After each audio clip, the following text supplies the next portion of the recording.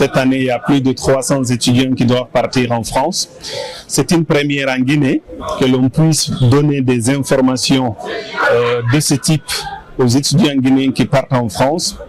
Et je pense que le choix qui a été fait de prendre des anciens de la France pour partager les difficultés rencontrées ainsi que les bons moments aux étudiants, ça va leur aider à gagner du temps et nous espérons que cela va améliorer aussi la probabilité de réussite pour eux.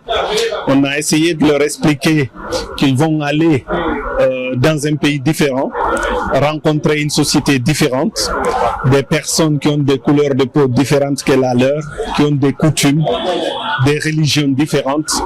Donc c'est à eux d'être ouverts, c'est à eux d'être agiles, c'est à eux d'être disposés à apprendre.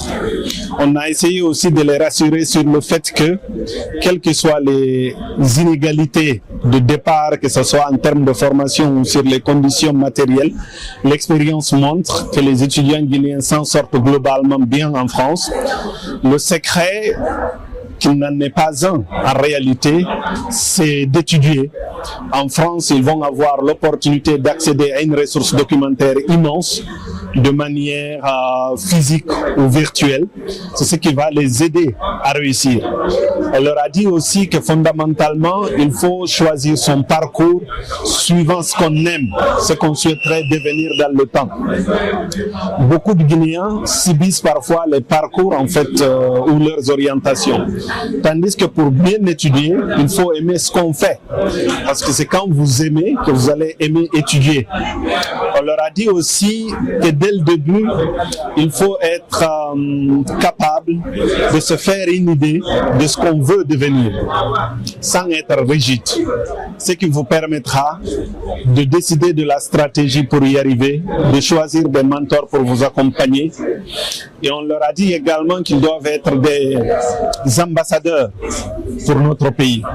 Et pour cela, ils doivent être humbles, courtois, performants, ouverts, être utiles à leur environnement immédiat. C'est le secret pour s'intégrer dans la société française, mais aussi réussir. On les a encouragés à revenir en Guinée. Parce que fondamentalement, si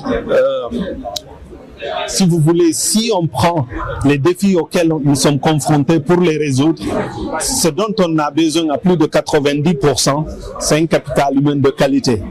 Donc nous espérons qu'avec leur formation, ils vont acquérir des connaissances techniques, mais aussi des savoir-faire organisationnels, des capacités managériales, qu'ils vont ramener en Guinée, mettre à la disposition de la société guinéenne pour accélérer la possibilité de transformation de notre pays.